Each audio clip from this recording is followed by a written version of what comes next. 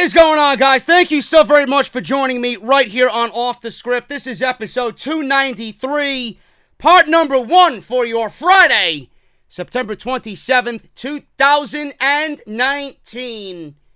WWE Premiere Week is upon us.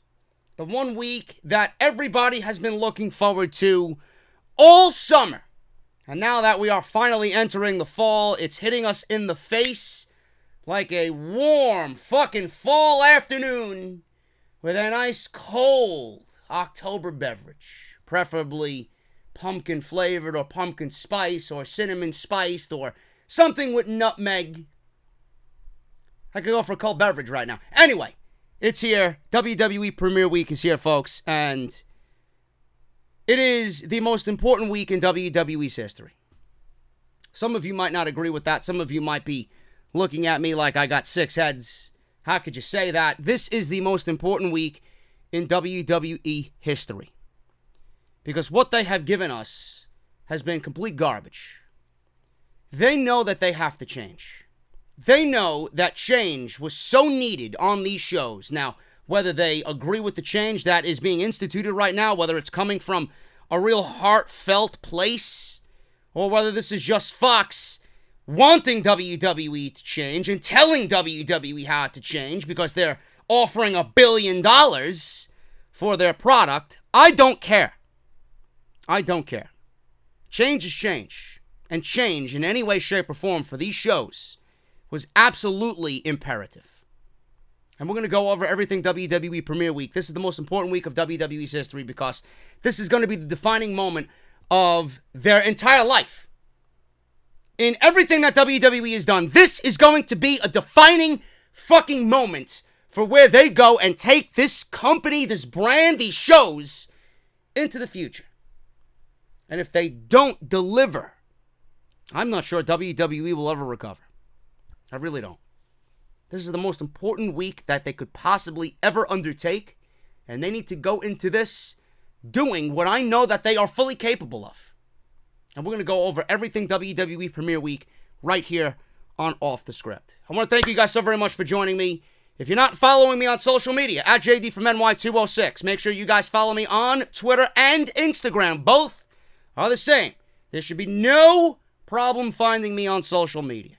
So make sure you guys are following me on both Twitter and Instagram, JD from NY206. Make sure you guys are hitting that subscribe button down below and turn on that bell for all notifications. That bell is so important. Make sure you guys have that on and turn on that you want to be notified of all my uploads right here on the channel. I would greatly appreciate it. If you guys want to go check out the Patreon page, you guys can certainly do that as well. Patreon.com/JD from NY206. And if you guys missed any of my uploads this week, we got Raw, Smackdown. A little late, but it got up. It went up there. But I have a pretty good excuse, man. I was at the Alter Bridge concert on Tuesday. Fucking phenomenal. Even though Miles Kennedy was deathly ill, he was so sick, man. He was so sick. I was actually in the crowd during the sound check because I had a VIP badge. I got VIP tickets. And I was in the crowd with about 150 people or so, and they were doing a sound check, and he didn't sing at all. And he told everybody that he had a really, really, really devastating cold. I don't know if it was probably borderline flu.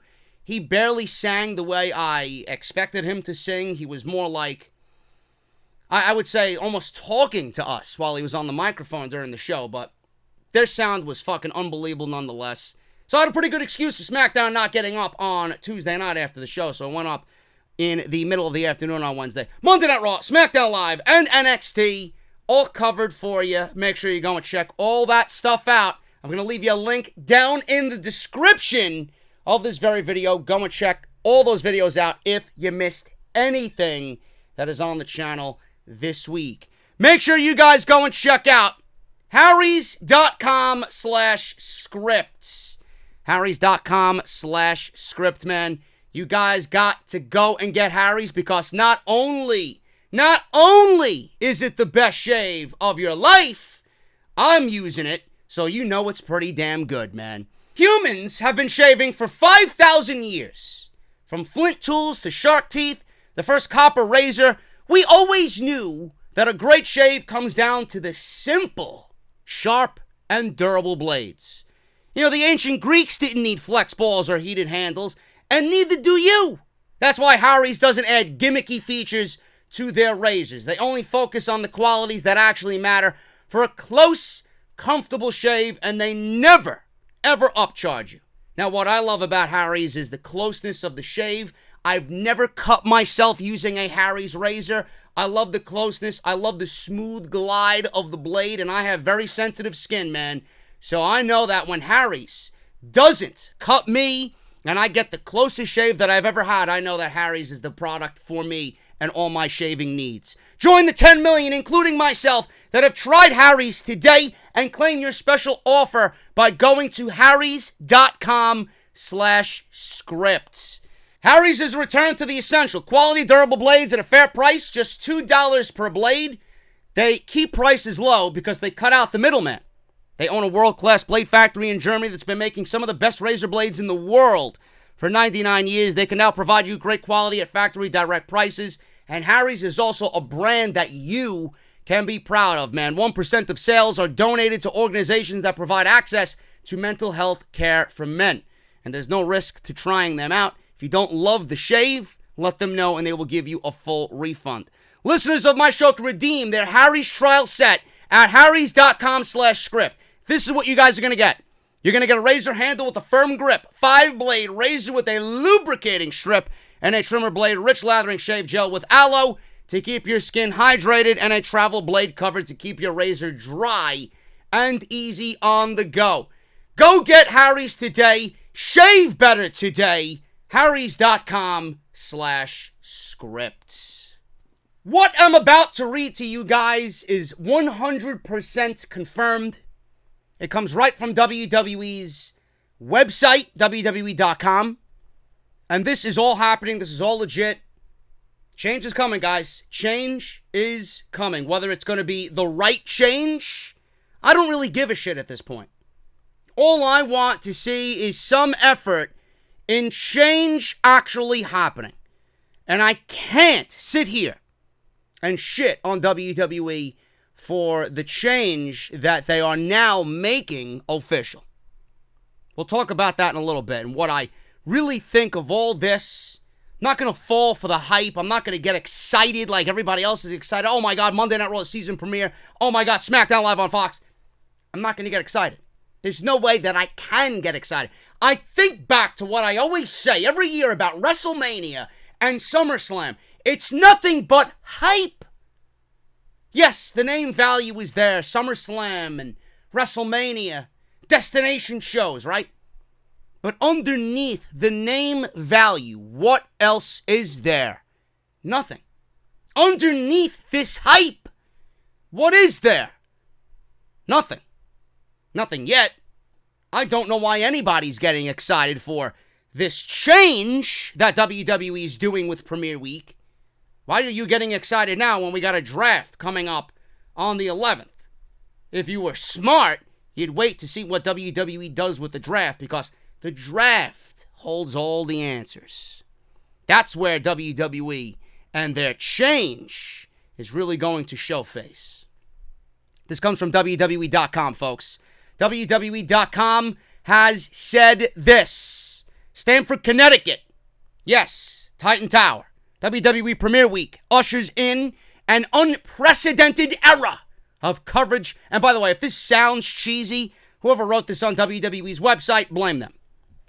An unprecedented era of coverage with special episodes of Monday Night Raw, NXT, Total Divas, and the Fox debut of Friday Night Smackdown, bringing fans 8 hours of prime time programming. You're going to be shitting out WWE by the end of the week. As part of WWE Premiere Week, new voices will be brought to the Raw, NXT, and Smackdown broadcasts. Raw's new announce team will include play-by-play from Vic Joseph with Dio Madden and WWE Hall of Famer Jerry the King Lawler serving as analysts. NXT will remain unchanged. Mauro Ranallo, Beth Phoenix, and Nigel McGuinness. We all know that. The best commentary team in the game right now. Smackdown will feature Michael Cole handling play-by-play, Corey Graves serving as an analyst, and this is interesting, Renee Young will be a part of the Smackdown team as a special contributor. Don't know what that means, but we'll see what happens when we watch on Friday. Now, Monday, September 30th, the premiere of Monday Night Raw, the season premiere, I should say. Forgive me, I didn't properly describe that right. The season premiere of Monday Night Raw, which makes me wonder, what did we just watch all through the summer? Were we watching reruns? Certainly felt like it. The season premiere of Monday Night Raw airs at 8/7 Central on the USA Network as WWE Universal Champion Seth Rollins, I was going to say WWE Champion. I don't think Rollins deserves any championships, period. Yes, and I don't really like Seth Rollins anymore. Not in this current state, anyway. I appreciate who Colby is, and I appreciate the amount of talent that Colby does have, but the Seth Rollins character is Roman Reigns from 2015 to 2018 cringe right now. WWE Universal Champion Seth Rollins defends his title against Rey Mysterio. The Miz hosts WWE Hall of Famers Hulk Hogan and Ric Flair on a special edition of Miz TV. Don't know what this is about or why it's happening. The only thing that I could come up with or muster up is the fact that WWE is simply doing this to generate interest on Monday Night Raw because all of the people's interest is on Wednesday and Friday. So WWE needs something to generate some buzz. Why not throw Hulk Hogan out there? Why not give him a live microphone? Why not give Ric Flair a live microphone? Throw him out there. For what? If there's any saving grace to this, Ric Flair would go off the script and really just blast WWE on the fact that he's suing them for Becky Lynch using the man catchphrase. I would love to see that. What a Miz TV that would be, huh? I can only hope. Now, Brock Lesnar will make a special appearance. People have been asking me, JD, if Brock Lesnar is scheduled to take on Kofi Kingston for the WWE Championship. Why is he on Monday Night Raw? Folks, I don't know. This is WWE. I don't know what you want me to tell you. Brock Lesnar is still, by law, by WWE roster law, he's still a Monday Night Raw superstar. So he could show up on Monday Night Raw whenever he wants until he is formally drafted to SmackDown Live. Now, the better question is, if you really want to ask me a question, why is Brock Lesnar getting a WWE Championship match? That's the better question, not why he's showing up on Monday Night Raw. This is his fucking brand. He should be on this brand. So there you go. Brock Lesnar makes a special TV appearance, which I am sure is nothing more than hype for the match on Friday with Kofi Kingston.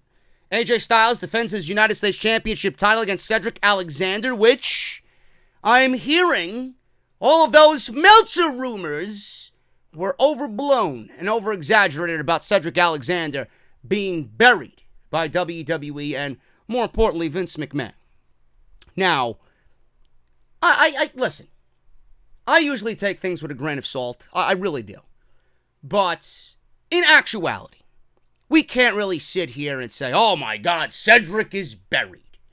Yes, he was in a 5-minute pre-show match with AJ Styles.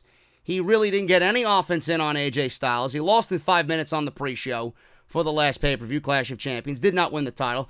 Comes right back the very next night and takes a pinfall loss again in a 6-man tag and then gets beat up after showing some promise of maybe making a post-match attack on AJ Styles. He got beat up again and was given a second rope Styles clash. Now, before all that happened, before that and before the pay-per-view, he beat AJ Styles in the ring inside Madison Square Garden, and he shared beers with Stone Cold Steve Austin. Then the reports came that week that WWE was burying Cedric Alexander because Vince McMahon ordered him to be buried. Now, it is kind of unfair of us to throw that word around so loosely. It's not the fact that Vince McMahon is burying Cedric Alexander. A burial, in my eyes, would be Rusev. That's a burial. They brought Rusev back and had him drive all the way from fucking Nashville, where he was living comfortably, all the way to fucking Knoxville, Tennessee, 3-hour drive to keep him secret away from everybody and hide him in a fucking production truck, only to emerge as the potential baby father of Maria Kanellis' unborn child. Folks, Cedric Alexander, in comparison to that, is not buried. You want to talk about buried? How about Buddy Murphy? He went from beating Daniel Bryan. I was going to say beating Roman Reigns. He didn't beat Roman Reigns. He went from having a great match with Roman Reigns, beating Daniel Bryan in the King of the Ring, and now he's not on TV. Now he's not on TV. Would you consider that a burial? Or maybe a partial burial, but they haven't used him in like 3 weeks. So where is he? Right back to catering. Mike Kanellis is being buried. Those are burials. If Cedric Alexander was doing all this stuff and then they kept him off TV for fucking 2 months, then they bury him.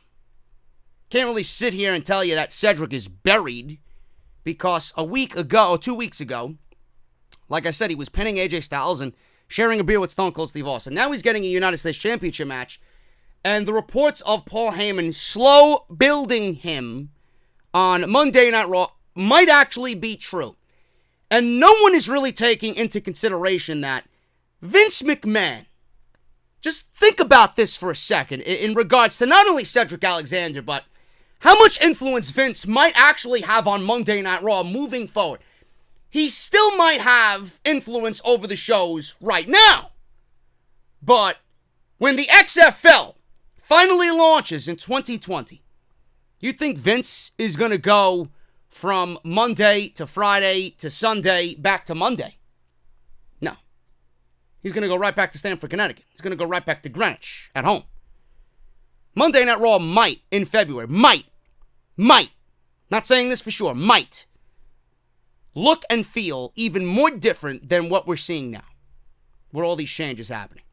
Because when the XFL starts, do you physically see Vince McMahon going from Smackdown to the XFL back to Monday Night Raw? No. I don't see that happening whatsoever. And maybe, nobody's taking into consideration the pay-per-views. I don't know when the XFL games are happening, whether they're happening on Saturday or Sunday. Is he going to go from Smackdown to XFL to pay-per-view to Monday Night Raw? The man is 74 years old. What do you expect him to do? He's only going to show up for SmackDown and the XFL, and that is it. Come February, he might not have a lot to do with Monday Night Raw, which I can only fucking hope. Which I would love to see what type of influence he has on SmackDown Live and what he is able to do and get away with, or what Fox wants him to do and change come Friday night. It's going to be very interesting. So Cedric might be in a good place. Another thing that was raised was maybe WWE has been jobbing Cedric out and treating him like they have been over the last couple of weeks because they're getting ready to move him away from Monday Night Raw and put him on SmackDown Live, which would not really make much sense if Paul Heyman is so high on Cedric Alexander and he is an executive producer of Monday Night Raw. Why would Cedric be moved away from Raw when Paul Heyman is such a big fan of his? So that was another issue that people raised. Maybe they're just getting ready to move him in the draft. I don't think that's the case. I think Cedric is going to be on Monday Night Raw. I think Cedric should be on Monday Night Raw. Wherever Vince McMahon is not, Cedric should be. That's where he needs to be. So he is, right now, possibly still in the midst of this slow push. He might actually win the United States Championship on Monday. I don't know. But then again, we got a pay-per-view on Sunday that nobody seems to know. Or if you do, you forgot. Maybe they do another fuck finish, and then we get Cedric winning the championship at the pay-per-view. I don't know. So we'll see what happens. But he's back in a United States Championship match in the ring with AJ Styles on the season premiere Monday Night Raw. Not really a burial, if you ask me. Alexa Bliss versus Sasha Banks. Boredom. I don't care. Why this match is even happening, I don't know. It's very predictable. Very predictable. There's no way Sasha Banks loses this match. There's no way. The woman is not taking a loss 6 days before Hell in a Cell for the Raw Women's Championship and Becky Lynch. So either Sasha wins this and both Sasha and Bayley get a championship match at Alexa Bliss and Nikki Cross, or this is some sort of fuck finish and Sasha still wins anyway. I don't know. We'll see what happens. Not really what I am looking forward to on Monday Night Raw, Sasha Banks and Alexa Bliss. But one thing is for sure, at least we know that Alexa Bliss is going to actually have a decent wrestling match with somebody who's in the ring with her that can actually wrestle. So there you go. There's at least one positive that comes out of that. And there is a tag team title match that WWE just announced on Thursday afternoon. It's Bobby Roode, because I refuse to call him Robert. Bobby Roode and Dolph Ziggler versus Heavy Machinery for the Monday Night Raw Tag Team Championships. Correct me if I'm wrong, folks. Isn't Heavy Machinery a Smackdown Live tag team? I don't know anymore. But it's the season premiere of Monday Night Raw. They could do whatever the fuck they want. All I know is Bobby Roode and Dolph Ziggler are not losing those tag team championships to Heavy Machinery. So, there you go. We got 3 championship matches on Monday Night Raw, and it's shaping up to be somewhat of an important show. And we'll see what happens with the pyro, and maybe a new stage, and maybe a new look, and a new theme song. We got the new commentary team with Dio Madden and Vic Joseph. That is change I am fully behind. What is the one complaint outside the 3 hours that this show is, where everybody wants it to be 2 maximum? The one thing that people complained about most with this show is the commentary. This is change that I am fully behind 100%. Some people think Vic Joseph is not really all that good. I beg to differ. I think Vic Joseph is going to do a fantastic job on commentary. I'd rather listen to him than Michael Cole. I would rather hear him because he is more of a play-by-play guy. He is more of a guy that calls what's happening in the ring. And with Dio Madden and Vic Joseph, my God, there's not going to be any bickering. There's no personal vendetta. It's not going to be Byron Saxton and Corey Graves. It's not going to be Byron and fucking Tom Phillips. It's not going to be Corey Graves bickering with Renee Young. None of that. None of it. We're going to get on Monday Night Raw, believe it or not, folks, we're going to get commentary that makes whatever happens in the ring a top priority. How can I not be for that? I don't know who Dio Madden is. I don't know what he sounds like. I have not watched him on 205 Live. But all I know is Monday Night Raw is going to sound different. And that is something that I can fully get behind. Now, Jerry the King Lawler, I don't understand the move of Jerry the King Lawler on commentary. We're in 2019 and we have the King as an analyst on Monday Night Raw's commentary team. If Jerry the King Lawler is not yelling out puppies, or he's not being Jerry the King Lawler, he's not being his perverted self, then I don't really want Jerry the King Lawler there. Because if that is the case, he's nothing more than a 60-year-old Jerry the King Lawler who looks completely out of place when WWE should really be aiming towards a younger audience. You know, the reason why they brought the Street Profits to Monday Night Raw was to cater to the more cool and hip, younger audience. Yet they got Jerry the King Lawler on commentary. What type of ass-backwards decision did they embark on here?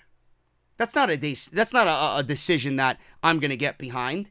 Without JR, there's no King to me. And without JR being there, I don't want King on commentary. I don't want him sitting next to the younger Vic Joseph or the younger Dio Madden. He's going to look out of place just by sitting there. I don't want him to speak on what is happening on Monday Night Raw. Especially with a draft coming up and a youthful roster. I think the roster deserves to have a younger commentary team calling them and not Jerry the King Lawler. Jerry the King Lawler, I'm not saying that he doesn't have a role on these shows. He could be on the FS1 talk show that they got coming in October. He could be on the pre-show panel. There still is a need for Jerry the King Lawler on these shows. On a 3-hour Monday Night Raw every week, I don't think that's the right place for him. They have to go in a more youthful direction. This is not being, progressive. They're not progressing here. This is actually a step backwards. A lot of people shit on Jim Ross for his commentary at All Out. A lot of people said that was one of the worst performances in JR's entire career, was that AEW All Out show. Now, I don't know what they're doing with their commentary team, but all because AEW has JR, who is the more older, more intelligent, knowledgeable guy behind the microphone. That doesn't mean WWE has to go one-up them and put Jerry the King Lawler on Monday Night Raw because AEW's got JR. I don't like that move whatsoever. This is not a move in which you're progressing the show. This actually is a decision that is going to weaken your commentary team. And where WWE can't make these mistakes, they went out and blatantly made one already. Now, I'm going to reserve my judgment to see what Jerry the King Lawler sounds like on a week-to-week basis. I'll give him a 1-month trial. But I don't think Jerry the King Lawler, rather, is going to fare well. He's more suited to be a guest, every once a year, not 52 weeks out of the year. That is Monday Night Raw. So we'll see what happens with that. Then we got Wednesday, October 2nd, which everybody's looking forward to. This is downright a fucking takeover show at this point. NXT will make its live 2-hour television premiere on the USA Network. And I mean, not this 1-hour block and 1-hour block on the WWE Network. This is 2 hours on the USA Network. October 2nd, USA Network, 8 o'clock. The Undisputed Era defend their golden prophecy as the NXT Tag Team Championships. Remember, this is WWE.com I'm reading from, by the way. So if it sounds a little not JD, that's the reason why. The Undisputed Era defend their golden prophecy and the NXT Tag Team titles against the Street Profits. So it's Kyle O'Reilly and Bobby Fish versus Montez Ford and Angelo Dawkins. Adam Cole will defend his NXT Championship against Matt Riddle. NXT Women's Champion Shayna Baszler takes on Candice LeRae. Johnny Gargano competes against Shane Thorne. Velveteen Dream will be there. I'm hearing rumors that Roddy will once again defend the North American title against the Velveteen Dream. We could see Walter defend the UK title against Kushida. That show is shaping up to be monstrous for 2 hours. And Matt Riddle and Adam Cole are getting 25 minutes at least in that main event. By the way, with limited commercial interruption. I hope to God that there is no commercial in the middle of a match. We'll see what happens. So that's happening on Wednesday. Now, immediately following NXT, Season 9 of Total Divas will premiere on E! Network at 10 o'clock. If this is your cup of coffee, God bless you. The hit series, with dwindling ratings, is back with a season more personal and action-packed than ever. WWE superstar Ronda Rousey joins Natalya, Naomi, Nia Jax for the new season, which also includes returning cast member Carmella and newcomer Sonya Deville. Nikki Bella and Brie Bella will make guest appearances in the series this season as well. So there's your Wednesday nights, folks. There's your Wednesday nights. On the flip side, we got AEW. We got Cody Rhodes and Sammy Guevara open up that show. They're going to be live in Washington, D.C. in front of a packed house of 12,000. Going to be very interesting to see the contrast in comparison between AEW and what they're working with as far as crowd-wise and NXT working with Full Sail. But we got Cody Rhodes and Sammy Guevara. We got MJF is going to be in action. We got that main event of the Elite with Kenny Omega and the Young Bucks versus Chris Jericho and two mystery partners, which people are predicting will be Santana and Ortiz of former LAX, which I believe they will now be called Pride and Powerful. And we got a women's championship match with Nyla Rose and Riho for the vacant AEW Women's Championship. The first ever AEW Women's Champion will be crowned, and just added on Thursday, Adam Hangman Page will go one-on-one with Pac. So AEW is shaping up to be very nice. Now, a lot of people have been asking me, a lot of people are asking me, JD, which one are you going to watch? This is a takeover-esque show. And AEW is having their first show ever on TNT. I'm going to make it as simple as I can for you guys. NXT has been around for 6 years. NXT, we know the level of quality that NXT always gives us. If AEW is having their debut show, and they're having their first show on TNT, and they need all the support from the pro wrestling world that they can get, I'm going to go with AEW. Because AEW has not only been good for the business, AEW has not only been good for the mindset of WWE, whether you want to agree with that assessment or not. It's been good for the business because everybody is making much more money than they did a year ago. They now have another place to work that is now prime time on one of the largest cable stations in the country with TNT. AEW has been nothing but good for pro wrestling, and they haven't even had a single television show yet. All they've had was pay-per-views. All In, which was not really AEW. It was funded by Ring of Honor, but it was still the core of what makes up AEW. Double or Nothing. You got Fyter Fest. You got Fight for the Fallen. And you got All Out. They've had 4 shows. 4 shows. They need us, the fans, more now than ever. Because if they fail, then we all fail. NXT is going to be around if AEW fails regardless. NXT is going to be around because it's funded by Vince. NXT is going to be around because it's WWE. They're not going anywhere. They were never going anywhere. They only have a new time slot and a new day on the USA Network. And now they're live. That's it. If AEW did not exist, NXT would still be NXT. NXT will be waiting for me in all its glory on Thursday or after I watch NXT and I work on the podcast on Wednesday night and I go back and watch it on late Wednesday night. It will be there for me. It's not going anywhere. If AEW fails, they will not be around for very long. They need all the help that they can get. Why would I give my support on night 1 to something that I've given my support to for 6 years that I know is not going anywhere, when I can give my support to somebody and a company and a group of guys, a group of men and women who need my support more now than ever on their debut night? If AEW fails, we all fail because we didn't do our job. I'm going to be with AEW. I stand with AEW on Wednesday because NXT doesn't need us. They don't. No matter what Triple H has said, you know, I want you guys to be here. This is a brand you built and all this shit that I put in the podcast last week. NXT will forever be here. AEW might not. And I'm giving my support to AEW. Friday. Smackdown Live. 20th anniversary. This will kick off a new era on Friday night. Smackdown. Highly anticipated move to Fox. And this is happening at 8 p.m. October 4th. When WWE Champion Kofi Kingston puts his title on the line against Brock Lesnar. This is a big match. I mentioned this before. Kofi Kingston being promoted as WWE Champion is not going to fly by Fox standards on NFL Sunday.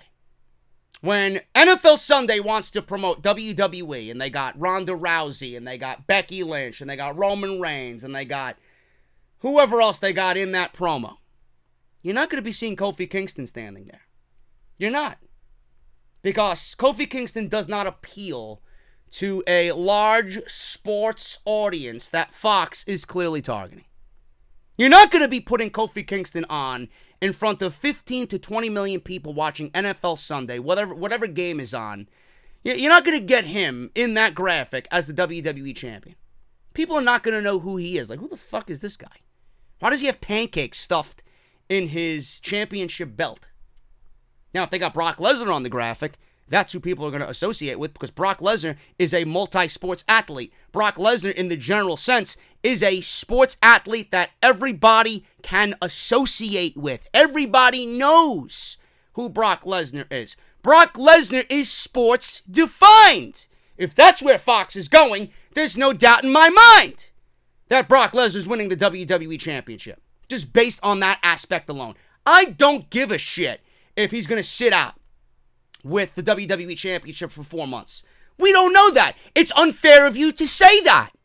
You don't know if Brock Lesnar is going to sit home, win the title, and then not come to TV. WWE is paying Brock Lesnar a lot of money. If Fox sees that most of WWE's payroll for the year, as far as active performers, is going to Brock Lesnar, you can guarantee fucking that Brock Lesnar is going to be used on a more consistent basis with Fox Sports now being in the picture. You think Brock Lesnar is going to show up on Fox and WWE's not going to use him? Fox is going to be like, whoa, what are you doing? What are you doing? We need you to be here as far as ratings go. If you guys are keeping him off TV, that really it ain't helping your cause.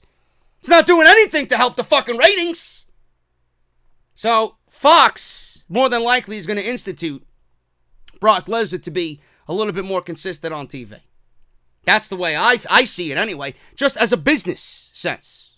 Why would that not be for Brock Lesnar?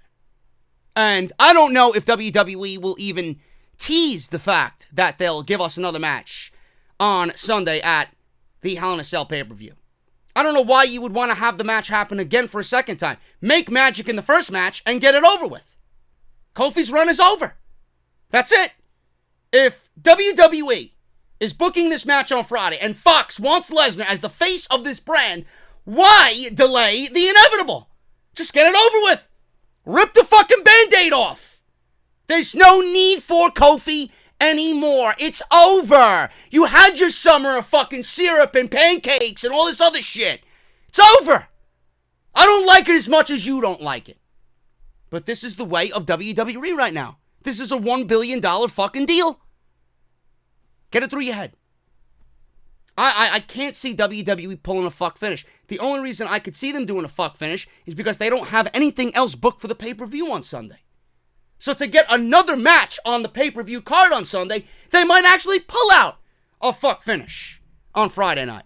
But then if that's the main event, you're going to go off the air and disappoint people with a fuck finish? You might as well just, like I said, pull the Band-Aid off at that point and give Lesnar the championship, because we all know it's going back to him anyway. So I'm excited about it to see what WWE does, but you guys got to cut the shit out with being salty and upset and calling me a racist.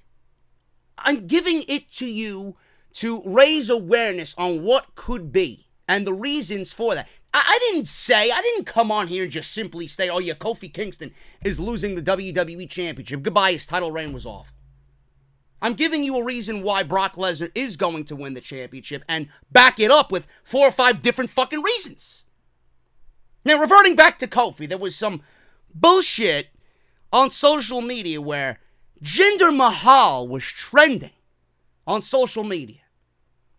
Apparently, people are claiming that Kofi's title run is so bad that Jinder Mahal had a title run that was better than Kofi Kingston. I'm sorry, when did people go this stupid? If you are in the camp and you are one of the people that stated that Jinder Mahal and his title reign was better than Kofi Kingston's, you might be the biggest fucking idiot I have ever seen. I mean that wholeheartedly. If you are listening to me right now and you're looking me dead in the fucking eyes, blow this fucking screen up on your iPhone or your iPad.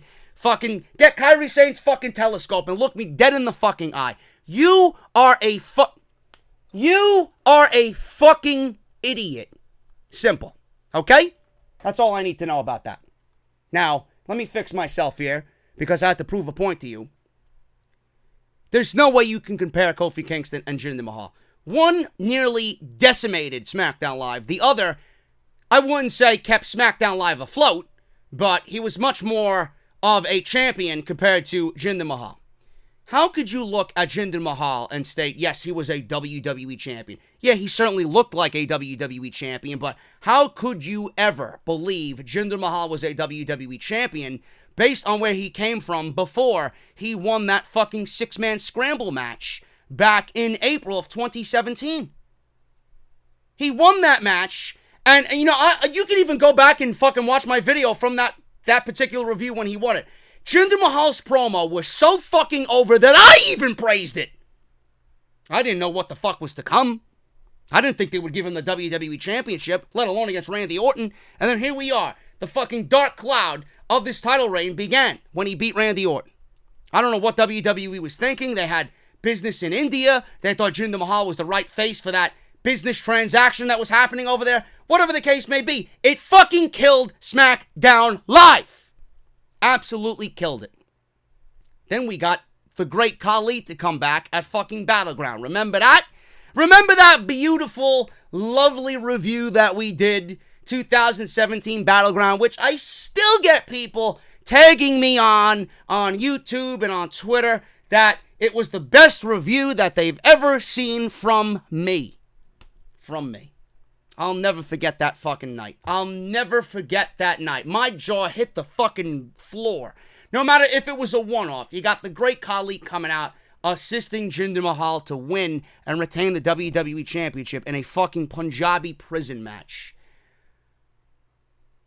I don't know how you can just look at that and even fathom that the title reign was better than Kofi Kingston's title reign. And then, if that wasn't bad enough, Shinsuke Nakamura gets called up and he's made into the number one contender for the WWE Championship.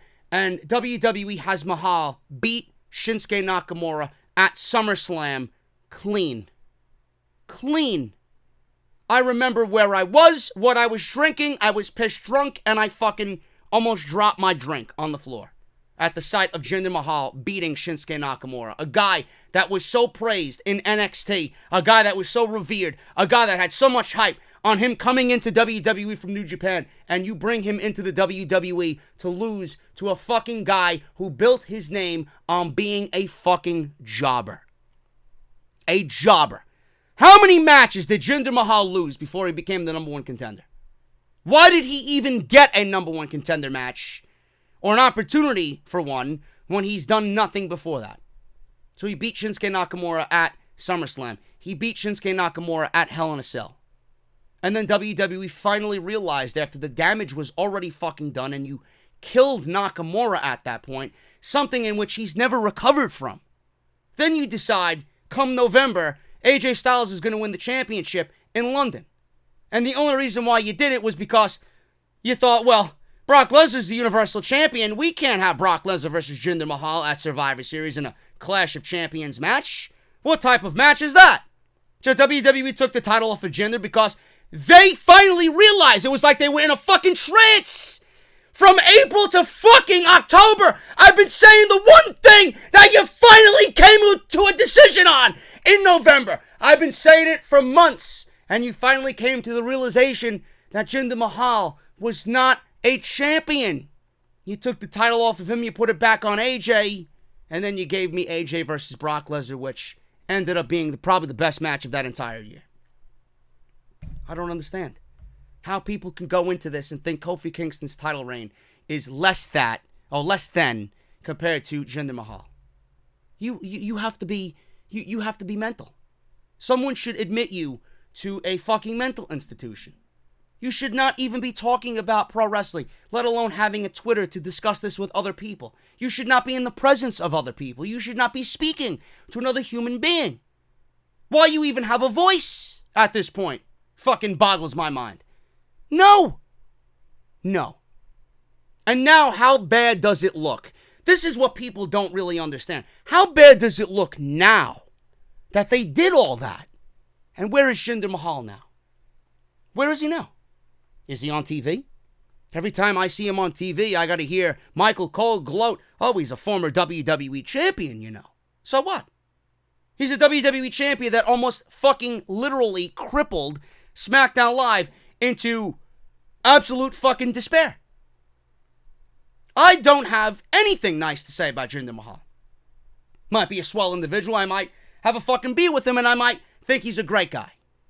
But the character and the WWE business decision behind that spawned what was one of the worst title reigns in the history of WWE. Easily one of the worst title reigns in the history of the WWE Championship. Only trumped by the same guy that helped him in 2017 win that Punjabi prison match. So next time you want to think about Kofi Kingston and Jinder Mahal and compare the two, all you have to realize is that Kofi's ride from the Elimination Chamber all the way up until WrestleMania at least gave us fucking great television. It gave us a reason to fucking believe. The match with Daniel Bryan was the best thing that happened at WrestleMania. Can't say the same for his title reign, but I'm not going to sit here and tell you that Kofi Kingston's title reign is less than Jinder Mahal's. I can't physically fucking even muster the words to come out of my mouth. Just shut up. Simply shut up. Anyway, moving on. The Four Horsewomen also square off as WWE Raw Women's Champion Becky Lynch and Charlotte Flair team up against Bayley, the SmackDown Women's Champion, and Sasha Banks in a tag team match. Same thing that we've seen at MSG. WWE is doing it again for whatever reason, but I hope that this is building towards whatever Becky and Sasha have at Hell in a Cell. And as far as I know, Bayley doesn't even have a match at Hell in a Cell. The Women's Championship on SmackDown is not even being defended at the pay-per-view, or at least not yet. I could certainly see them doing another match with Bayley and Charlotte because they definitely have an out, being that Bayley cheated at Clash of Champions. So I would assume that Charlotte would lobby for a rematch, and I'm surprised that we haven't had that happen or that being stated as of yet. But either way, the Horsewomen are going to be squaring off in a tag team match. Same deal. Hopefully it's a little bit more exciting here on SmackDown than it was at MSG. Something that was announced on Tuesday, but I wasn't sure when it was happening, and I know I said it on Tuesday with the SmackDown review. If I was in charge, this match would be happening on Friday and not on Sunday at Hell in a Cell. And I'm happy to inform you guys, I'm happy to report that Kevin Owens and Shane McMahon and their ladder match, Lose Who Leaves WWE, will be taking place on Friday Night SmackDown. That's an excellent move. Excellent, excellent, excellent move. Couldn't be more happy about that. I just hope the right winner is determined in Kevin Owens on Friday, and Shane McMahon is off television. I don't want to see Shane McMahon on television on Friday night because we all talk about change. We all talk about this company needing to change. That is one of the things that right now is needed on these shows. The removal of Shane McMahon. If Shane McMahon stays, that itself will poison every one of these shows. And WWE will just be stuck in this sea of no change. You can't have change if Shane McMahon is still on TV. So Kevin Owens needs to win. Now, prior to the premiere, Friday Night SmackDown will have a kickoff show, a blue carpet special that will air on Fox at 7:30 from the Staples Center, celebrity, superstar, and legend arrivals, as well as backstage interviews and access.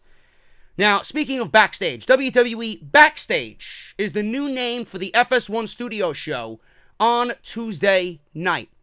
That will start on November 5th, 2019 with Renee Young and Booker T as hosts.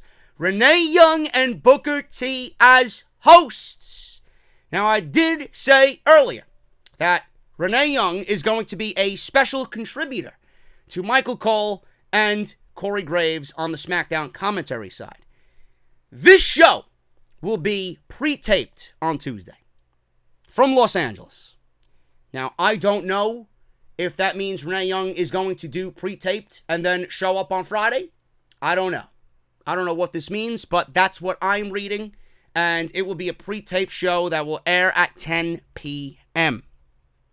I believe 10 p.m. Could be wrong on that. I don't know why it would be so late, but, you know, I'm assuming it's going to be like a ESPN Sports Center-like vibe with this WWE Backstage. Now, Renee Young and Booker T will be the hosts. Paige reportedly was offered the position to be in this role, and she declined the offer. It was previously reported that WWE was auditioning plenty of people for the new show, WWE Backstage. The Big Lead reported that one of the people who tried out for the role on WWE Backstage was Paige. Now there are reports that Paige was offered a role on WWE Backstage, but she turned down the show. A source in WWE said that Paige was offered and turned down doing the show. Now, I don't know where Paige is going to fit on TV. I know she wants a role on TV. She did very well for herself in that GM role on SmackDown when she did have that role. I'm assuming that WWE is going to bring her back to TV, and I don't know what they're going to do with her, but I could assume that the Kabuki Warriors are not going anywhere and that WWE is going to align her back with Asuka and Kairi Sane. Other than that, I don't know what role she would have on these shows. Now, Sean Ross Sapp stated that as of this moment, everybody's been asking about Tom Phillips. If Michael Cole and Corey Graves are doing commentary on SmackDown, where is Tom Phillips going to go? I was told by my guy that Tom Phillips was actually going to be doing the WWE Backstage as well with Renee Young and Booker T, which I could absolutely see because he's just got a great presence about himself. He knows the product. He knows and speaks very well. And it's just a natural fit for Tom Phillips to be in that studio show. So I could definitely see him doing that. But Sean Ross Sapp says that Tom Phillips will be doing some producing. It should also be noted that WWE has many definitions for that role in the company. He says, and I quote, "I've heard as of right now that Tom Phillips will be doing some producing. That term is very broad and very vague in WWE." You want to know what that means, folks? It means, yes, it's vague and it's very broad, But WWE just gave this guy the ultimate demotion. That's what this means. Tom Phillips is getting demoted. For whatever reason, Michael Cole loves Tom Phillips. Tom Phillips is not going anywhere. He's not going to be at risk of losing his job. WWE will find a role for him. It's just the simple fact that he got demoted. Because if Tom Phillips was looked at in a greater light than Vic Joseph, Tom Phillips would have got the lead role on Monday Night Raw. But I'm going to give the WWE a thumbs up on this. Because you know what? That would have been the easy way out for them. They could have given Monday Night Raw Tom Phillips. But you know what? They went and took a risk on Vic Joseph. I appreciate that. Tom Phillips going to Monday Night Raw from Smackdown Live is not change. Vic Joseph coming from 205 Live and NXT UK, brands that a lot of people don't watch, and having him move over from those brands to Monday Night Raw, that's change. That's taking a risk on someone, not knowing whether they're going to sink or swim. And I like that. I like that a lot. Tom Phillips could have even sat in there as the third man on commentary, and WWE didn't do it because he's a familiar face, and with that familiar face, if you see him on a different show compared to what we've seen already with him on SmackDown Live, if you're simply moving him over to Monday Night Raw, that's not change. That's not change. So I love the fact that Tom Phillips is not doing anything commentary related, and he is definitely, from what I sense here, is getting demoted for whatever reason. It might just be simply the odd man out and WWE wanting to take a risk and wanting to really embrace the change. Again, we don't know where that change is coming from. We don't know if it's heartfelt or not by WWE, but that is something that I already told you I am standing behind. I can't wait to see what this new commentary team does on Monday Night Raw. But I would not be surprised if he shows up on WWE Backstage. What producing means at this point, I don't know. We'll figure that out as the months go on with Tom Phillips. Now, I did mention WWE Backstage will be pre-taped, and it will not be controlled by Vince McMahon. Let me repeat that, folks, because you might have blanked out. You might not believe me, but PW Insider is reporting that WWE Backstage, the ESPN-like show on FS1 that WWE will air on Tuesday, November 5th, is not going to be controlled by Vince McMahon. Now, this is a brand new kind of gimmick for WWE. They had Talking Smack, which everybody loved. Everybody loved the organic feel of Talking Smack. Everybody loved the fact that Talking Smack kind of broke down those walls in WWE and let everybody just let loose and be themselves. You looked at somebody who cut a shitty promo on SmackDown, and then they were on Talking Smack, and they were like, whoa, I can relate to this individual. Baron Corbin sounds like he can be a pretty good talker. Alexa Bliss sounds a little bit more likable on here. You know, the Usos, they look and sound very likable on this deal. And everybody loved Talking Smack. It reached such big fanfare, and they pulled the plug. A lot of great shit happened on that show. Most notably, the Miz promo that he cut on Daniel Bryan. It led to the Miz having the best promo of that year in all of pro wrestling. It made the Miz who we seen him in that year, teasing that feud with Daniel Bryan. It was captivating television. Everybody was talking about that after Talking Smack went off the air. I love that. It was great. But WWE pulled the plug on it because Vince didn't like people taking a peek behind the curtain. It was a little too real. It was breaking kayfabe just a little bit too much, and Vince pulled the plug on it. Now, apparently, Vince is not going to control WWE Backstage. PW Insider reports that Renee Young will no longer be on commentary, so we don't know what that means for her SmackDown role, but she will be leading this show. It's also being reported that this will be pre-taped and will be under the control of Fox and not WWE. The show will be pre-taped once a week and will be under the auspices of Fox and not WWE. It will be interesting to see how long WWE Backstage goes before they step in their first controversial topic. Now, the fact for this new show that it's not under the guidance of WWE means that a transparent look at the product could be on the horizon once again. This was something that a lot of fans were concerned about. A lot of fans were concerned that WWE having this show, that they would do this show and it would be exactly like what we see on social media. There would be, just this unnatural feeling They would just be reiterating storylines and going over highlights and this and that with no real fucking breakdown of what happened. I want to watch a show that A, doesn't insult my intelligence, and B, gives me a fresh take on the product and delivers it in a real way with genuine feeling and emotion behind it. If you're going to be reading a script on a teleprompter written by Vince McMahon about the current fucking product, about what we've seen on Monday Night Raw, what we've seen on NXT, and all this other shit that's happening in the company, then spare me. I'm not going to go out of my way and watch it. What I am going to go out of my way and watch is something that is fucking real, with real emotion. I don't want to see Renee Young and Booker T acting like fucking scripted, programmed robots on this show. I want them to be themselves. That's what I want. And that's what Fox is set to deliver with this, according to PW Insider. Now, Renee Young and her co-host Booker T were very excited about this announcement. They're very excited for this opportunity. She described what type of show it would be by saying this, and I quote, WWE Backstage is a wrestling show for wrestling fans. From hardcore fans to people new to wrestling, we'll give them a little bit of everything. It's going to be fun, it's going to be loud, and we're going to give them a ton of opinions, and I can't wait to help spread the word about Smackdown coming to Fox. Booker T said this, and I quote, "It's awesome being a part of the Fox family and a part of this movement on Friday night, Smackdown to Fox. Fox Sports has always been the one-stop shop for sports, and now it's going to be the one-stop shop for sports and entertainment. I think this is going to be a tag team that's going to last for a long time, and one that cannot lose, as I always say. Now can you dig that sucker?" End quote. WWE producing their own studio news show is something that I have always thought would work, but not under the pretenses of what Vince McMahon wants. It's got to be away from Vince McMahon. It's got to deliver a real fucking side of emotion, a real side of WWE that we're not used to seeing on Monday and Friday night. It has to be in line with what is going to be delivered on Fox. If Fox is delivering a real sports-like product with SmackDown on Friday nights, and this is not resembling what's happening on Friday, then it's a failure. You can't have polar opposites of what you're doing on Friday and then do something completely different on Tuesday that's very cheesy and WWE-like, that represented the old era. This is a new start.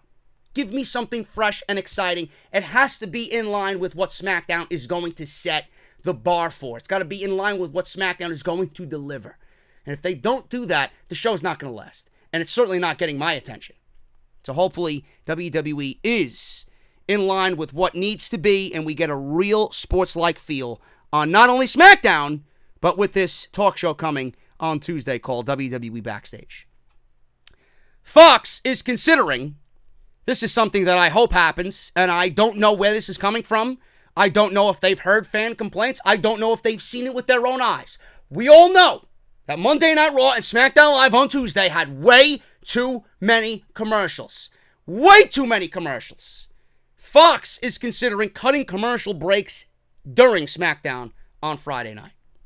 Now, Fox really wants to bring in a younger audience for SmackDown Live, but they realize that this new generation of fan has different viewing habits. They shun traditional advertising, which opens up a new tactic. Fans won't watch the live show. They'll watch a replay. They'll watch it on Hulu, which only gives you 60 to 90 second ads instead of the fucking 4 or 5 minute commercial breaks that we got that bleed into the fucking matches. They'll go watch clips on YouTube so they don't have to sit through all the advertisements and get their attention just completely lost in what they're watching. They'd rather sit through a skippable ad for 15 seconds and watch the highlights and just take it in moderation and not in full context by watching the live show. Everybody has different viewing habits. Everybody. DVR it, you skip through the commercials, nobody gives a shit about the advertisements. You end up watching the show in 1 hour and 10 minutes compared to a full 2 hours without all the commercials. Fox wants to change this. Ad Age reports that in an attempt to snag younger viewers, Fox may look at reducing inventory loads by cutting the amount of commercials per SmackDown show in the 10 to 20% range. It was also noted that the double box commercial format, which we see on SmackDown Live and we've seen, I believe, on a few Monday Night Raws, is not going to be implemented during SmackDown on Fox. They're getting rid of it. It isn't likely that WWE will be transitioning their product out of the highly coveted family-friendly TV PG format, as John Brody, the WWE's Executive VP of Global Sales, said. He says this, and I quote, "That pivot to more family-oriented program allowed us to communicate with advertisers in a certain way that wasn't viable previously. Over the last several years, we've really been working to evolve the connection with our partners, and since 2010, our sponsorships have quadrupled." End quote. Now, fans will find out what all of this means come Friday, and Fox, with what they do with WWE programming, it's going to be a wait-and-see game. Alterations might be bigger than others, but everything they are doing is for a particular reason. Fox is doing their best to set WWE up for success. Fox, just this story alone, coincides with everything that I felt. It's not WWE wanting to change. WWE's change is very flawed. They're changing because they have no choice to, because they're being told to change from Fox. And this is the best thing that could have happened. These little things here and there that are changing, ever so subtly, things that we had a problem with, are now being changed and done away with. This is great. Now, all of this sounds great. I just hope that all of this changing hopefully leads to the main fucking thing on this show. The in-ring action, storytelling changing. I don't know what else Fox is asking for. I really don't. I don't know what Fox is asking for. Cutting down commercial breaks. They're asking for Bray Wyatt, which I'll talk about tomorrow.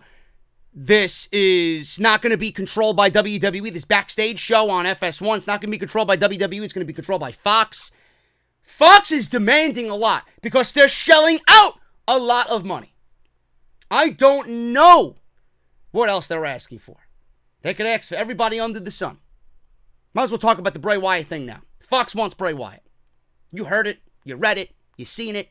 You seen the storylines. Fox wants Bray Wyatt. Why do they want Bray Wyatt? Because now they know what's going on with WWE television. They know that Bray Wyatt right now is the hottest act in the company. Smackdown is set to be the #1 show on WWE programming. They want the #1 act on the #1 show. They're not stupid. I don't agree with that. Vince, I don't know what he's told them or what he will do. I don't know if he's going to succumb to giving them Bray Wyatt. Bray Wyatt doesn't need to be on SmackDown Live. They've already got Brock Lesnar in the bag. Brock Lesnar is going to be the WWE Champion. The WWE Championship is associated with SmackDown Live. Brock Lesnar is certainly going to get drafted to SmackDown Live because it's a Fox-requested move. When Ronda Rousey comes back, where is Ronda Rousey going to go? Ronda Rousey ain't going to Monday Night Raw. Ronda Rousey is going right to SmackDown Live's women's division. Why? Because SmackDown is on Fox. By that alone, Fox, honestly, can say all they want, but they have to give and they have to take. In this case, they have to give. Bray Wyatt is right now in the hands of Paul Heyman, who Paul Heyman is a huge fan of Bray Wyatt. I don't know how much influence Paul Heyman has over the booking and the creative side of things and where things are going with The Fiend and Bray Wyatt right now. I would not take him out of that element. I would not. Where SmackDown Live is going to have the big hype and WWE is loading these shows up and SmackDown more than likely is going to have the fucking unbelievable roster compared to Monday Night Raw just because of where it is on Fox now. Bray Wyatt, if he ends up on SmackDown Live, is not going to be a top priority. Bray Wyatt falls in line with why we need dedicated brands. Where Brock Lesnar is going to run SmackDown Live and where Ronda Rousey is going to take precedent on SmackDown Live and whatever Fox else, is doing on SmackDown Live, Bray Wyatt, if he goes over there, is not going to be a top priority on SmackDown Live. Bray Wyatt will certainly be a top priority on Monday Night Raw. Bray Wyatt can make Monday Night Raw his. And that's what they need to do. They can't take right now, which honestly, in everybody's eyes, is the hottest thing in WWE, and put it on SmackDown Live where it could easily, on night one, be 4th or 5th top priority. Can't do it. You can't have that happen. Why would you ever risk that character in that way? Where on Monday Night Raw, he's at the top of the mountain. He is the #1 priority. He is the #1 thing that you will be watching that show for. You're going to be watching SmackDown simply because it's on Fox. If you take the one thing away from Monday Night Raw that's making people interested in watch Monday Night Raw, why are you going to go out and watch Monday Night Raw if Bray Wyatt is not there? You got to give and you got to take. You can't have Bray go to SmackDown Live because he's not going to be as important as he is now. Give him that show and let him mold Monday Night Raw into his own image. That's what needs to happen. And this is the beauty of dedicated exclusivity. You can't have these guys running around all over the place because then no one's going to get the shine that they rightfully deserve. Brock Lesnar is going to get all the shine on SmackDown Live because he is Brock Lesnar. Ronda Rousey is going to get the spotlight and shine on SmackDown Live because she's Ronda Rousey. What's Bray Wyatt going to get standing next to them? They're going to be real sports. And then you're going to have this creepy fucking clown coming out in the dark, giving the mandible claw to everybody. Not really a great sports presentation there. Fox is going to make SmackDown real sports, where Monday Night Raw can have a little bit of leniency. Hopefully some of SmackDown Live bleeds over to Monday Night Raw, but where Bray Wyatt is going to be able to succeed and shine is through his gimmick. That gimmick is going to fit Monday Night Raw better than SmackDown Live. So you can't really do that. The one thing that Fox should be really asking for, never mind fucking talent, Fox should be asking for Vince McMahon to hand over a fucking script 5 days in advance. You got 30 fucking writers. Fox should know if they are in tune with the amount of talent on these shows, who they want, who they don't want, what they want to see, all this other shit. Where are they asking Vince McMahon? Vince, I see all these reports online that you're ripping up scripts. I just heard that you said at a stockholders meeting that you're going to be weeding yourself out of the weeds. You hired Bischoff, you hired Heyman. Why aren't we getting scripts for SmackDown Live? Why aren't we at the network overseeing the script that you wrote? Why are we getting a script that's still being written into the 9 o'clock hour on Friday night? I want this script at 5 p.m. on fucking Monday every single week. And then we can make the appropriate changes to make the show as good as it needs to be. That's what needs to happen. That's script. Fox should be demanding Vince McMahon to get them the script on SmackDown Live 5 days in advance before we air on SmackDown Friday night. I don't know if that's going to happen. Vince will probably look at them and laugh and make some lame fucking excuse. But you got 30 writers. There's no reason for that not to be a reasonable thing that they asked for. A reasonable request. Come on. WWE, change. Change is needed. Change is happening. But nothing will really change unless Vince McMahon is still doing his Vince McMahon on Monday and Friday night. It's not going to change because it's overseen by the same fucking guy. Shifting gears to Monday Night Raw. New possible theme song for Monday Night Raw. Now, I have not liked a Monday Night Raw theme song as much as when we had Raw is War. We had fucking Anthrax doing the Warzone fucking theme song. Nothing, thorn in your eye. There has not been a theme song as good as that. I associate wrestling in general with heavy-hitting music, hard music. Just like NXT. That's why I love NXT. NXT caters to the fucking real wrestling audience. You got fucking Slipknot having a theme song on NXT. That's a fucking theme song, you know? Not this fucking cheesy, poppy bullshit that you see on the radio, and it's just fucking garbage that caters to 14-year-old idiots. Now, WWE is having Premiere Week. We've seen a new logo, we've seen a new graphic, and we got the season premiere happening on Monday. They played a new song during the new graphic and the upcoming, hype for next week. WWE appeared to be using the song Legendary by Skillet, which I seen them in concert with Alter Bridge. Not really my cup of coffee. Their stage presence and energy and charisma outshined everything else. I wish I could say the same thing about their music, but their stage presence and their just energy on the stage was infectious. It was a great show just based off that. Their music I'm not a big fan of. Their music falls in line with that Papa Roach style music that's very teeny bop and very, I would say, I don't want to say girly. It's definitely a chick band. It definitely is a fucking girly band. I don't give a shit what anybody says. They are definitely not my cup of rock music. But this is more of a rock anthem. It's got a catchy hook. It's got a great message behind it. They're a religious band, so it's safe.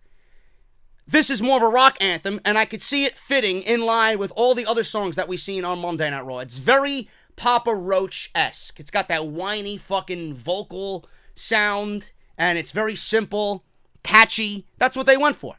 It's high energy, it's a rock anthem, and WWE could be using Legendary by Skillet for their Monday Night Raw theme song, which I don't really have a problem with. It's just not my cup of coffee. Now, on Monday Night Raw, WWE booked a Universal Championship match between Seth Rollins and Rey Mysterio. And a lot of people were asking themselves, well, why is this happening? Rey is just all of a sudden getting a championship match. He realistically, if you want to look at everybody, he's the only one that would make a lot of sense. And if WWE wants to compete, and do something different. They did the Styles and Rollins match. They did the Styles and Cedric Alexander match. You can't put that in the main event. They did the Rollins Rude thing. They did the Rollins Strowman thing. They can't do Rollins and Wyatt yet until the pay-per-view. They did Rollins and Ziggler, the OC and whoever else in the main event. Whatever, They've literally taken every possible match, scenario on Monday Night Raw, and they've given it to you. This is why I've stated that the draft is of the utmost importance. They need to change these rosters tenfold. Rey Mysterio was the only one that was fresh, exciting, and we haven't seen a match with Seth Rollins.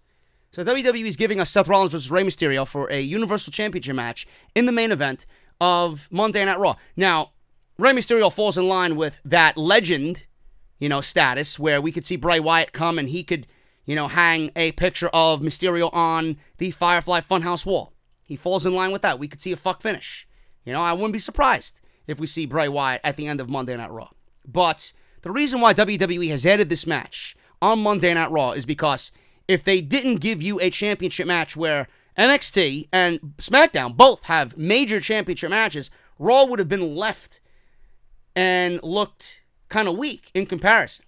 They would have been left out, So they had to make something that would generate some interest and be different and be just as great as everything else that you're seeing as far as major championships being defended next week, and they gave you Rollins and Mysterio. Dave Meltzer says this, and I quote, "They didn't want Raw to get lost in the shuffle. All of the emphasis is going to fall on SmackDown and NXT because NXT is going to be a loaded show. It's almost a takeover-esque show, which we know, on October 2nd. They're going head-to-head with AEW. And you got Lesnar and Kofi Kingston for the WWE Championship. You got a ladder match with Kevin Owens and Shane McMahon on SmackDown Friday night. So they had to. I want to guess that Raw doesn't fall too far off in comparison. That's what he states. So the reason why we're getting a WWE Universal Championship match on Monday is because they don't want Raw to look weak in comparison to NXT and SmackDown Live on the week which they're coining WWE Premiere Week. So that's the reason for that. Now, Brock Lesnar, being that he's going to be on Raw, he's going to be fighting for the WWE title on Friday night with Kofi Kingston. I mentioned this before. Is Brock Lesnar going to finally get a TV schedule? Is he finally going to be getting a full TV schedule? I'm not sure yet. I'm not really sure. And I mentioned with Fox paying all this types of money and them wanting to make him the face of the brand, I could absolutely see it. Now, Lesnar, like I mentioned, is currently scheduled for his match with Kofi Kingston, but he's already advertised for the September 30th episode of Raw, October 11, October 18, and October 25th. So he's pretty much booked throughout most of October, all of October. So does that mean that Brock Lesnar is finally getting a full-time schedule? I don't know. There are some people in WWE that think Brock is making a full-time comeback over the next few months, as he's already advertised for all these dates. The amount of money that WWE is getting from Fox, and then the quality of programming that Fox is getting, and USA, NBC Universal is getting, is fucking ridiculous. It does not even come close to the amount of money that WWE is getting for their TV shows right now. So WWE might be in the passenger seat with this one. They might not be in the driver's seat here. Fox is shelling out all this money. You don't think that Fox is paying this money and then is going to be okay with a 2.1 rating on SmackDown Friday night. No. They're going to do everything in their power to make sure that this show is where they want it to be. They're going to do everything that they can to make sure that that $1 billion that they're paying for is money well worth spent. And if that means Brock Lesnar's coming back to TV and Fox wants it, you can guarantee Brock Lesnar can't negotiate his way out of this one. Can't sit at home and go deer hunting and fucking his wife after he drinks a Coors Light. Can't be doing that anymore. Got to come to work on a weekly basis. Now, if Kofi and Lesnar is going to be the title match and Brock Lesnar is scheduled to win the WWE Championship, how much more open would all these detractors be for Brock Lesnar being the WWE Champion and then showing up full-time every single week? Would you have a problem with it then? Would you still complain that Brock Lesnar beat Kofi Kingston? You wouldn't have any room to complain anymore. Because the only reason why you don't want Brock Lesnar to win is because you think he's going to sit at home for 4 months with the WWE Championship while the show has no major champion. But if he shows up every week, ready to work, and he's wrestling on TV where he hasn't done so in about 17 fucking years, what difference does it make if he wins the title? None.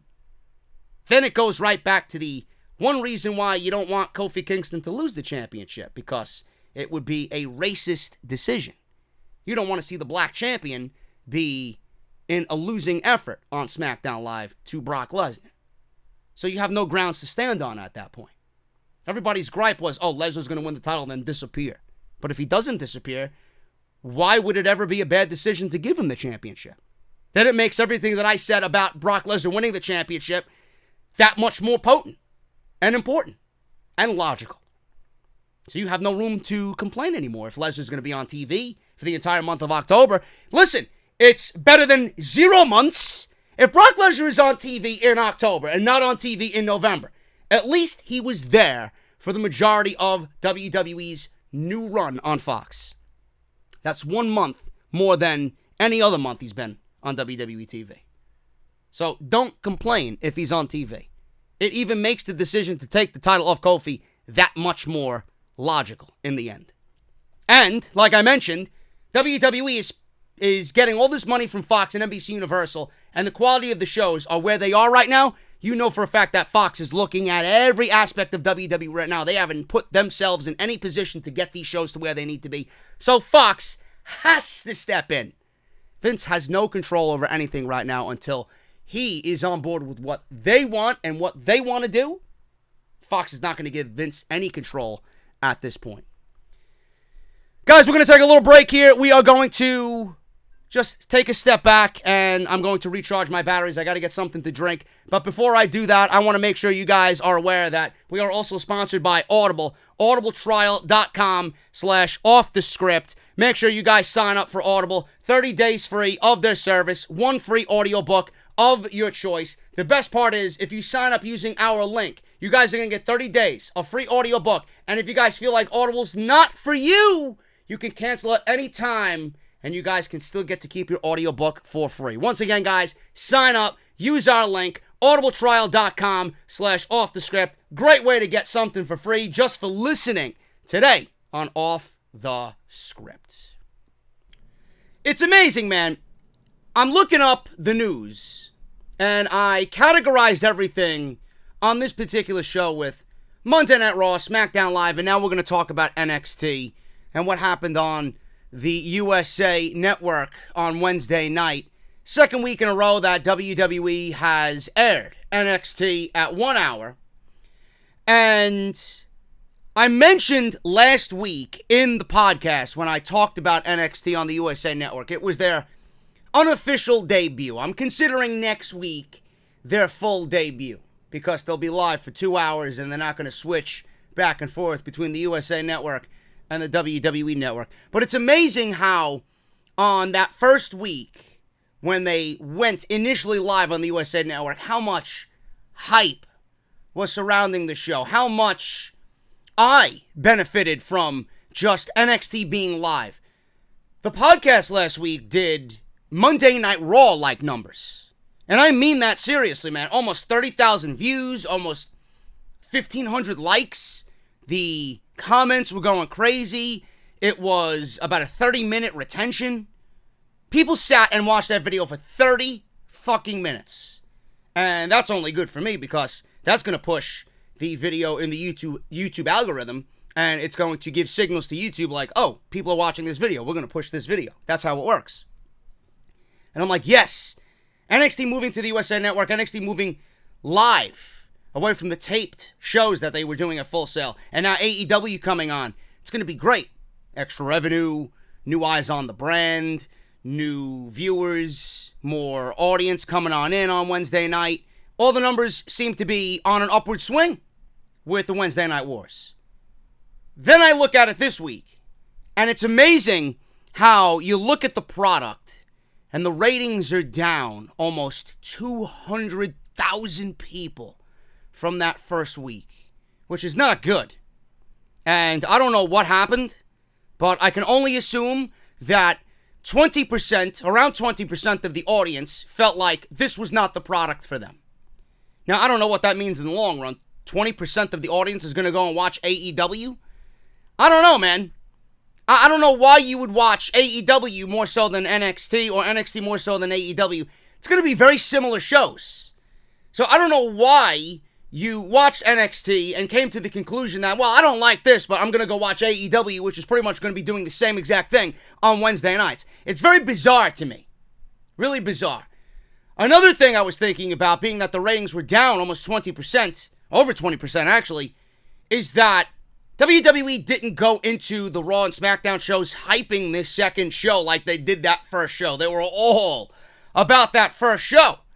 They hyped NXT more about that first show on the USA Network for 1 hour than they did any takeover show in creation. And we've had 26 takeovers. Not one has received the amount of push or hype from the WWE main roster as this show did last week. And the numbers were down. And it's amazing, like I said, when the numbers are down on the actual product, everybody in the YouTube community that does what I do and is a WWE content creator and a podcaster, it's amazing how it correlates with the shows being down so much and the drastic decrease that you see on the channels. You know, 25,000 views last week, and this week's NXT review was about 14, 15,000 maybe. It'll end up less than 1,000 likes. It's amazing to me how that works out that way. I need NXT. You need NXT. We all need NXT to maintain that first week rating. We need AEW to maintain their ratings, because if there's a dip in the actual product, there's going to be a dip as far as what we do here on the channel.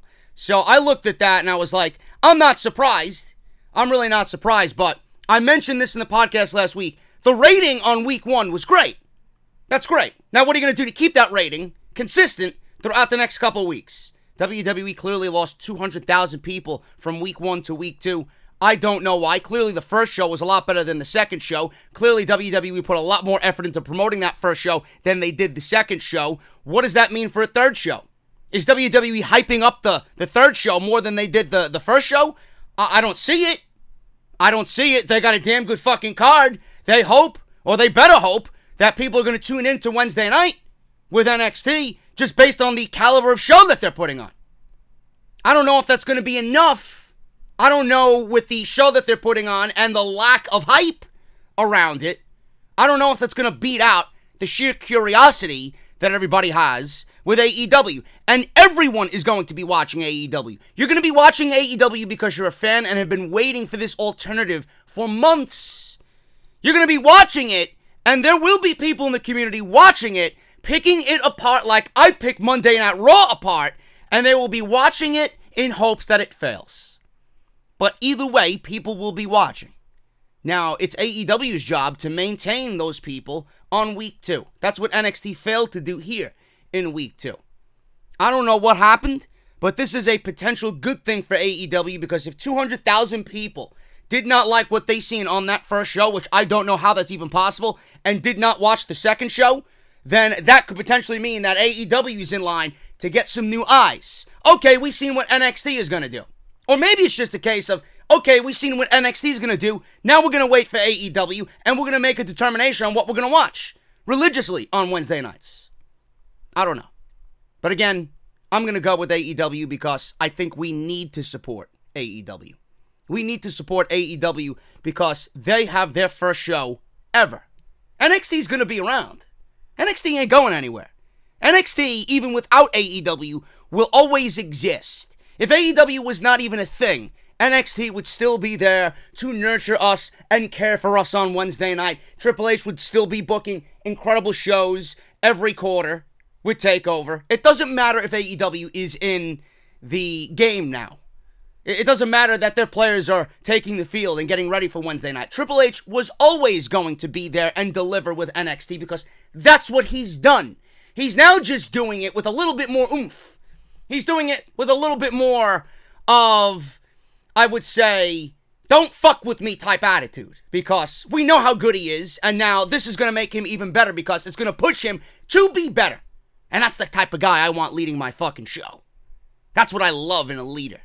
They push everybody else to be better. They were already great. There was no complacency on that roster. Now with AEW, it's pushing WWE with NXT, Triple H, and the locker room to be better down there.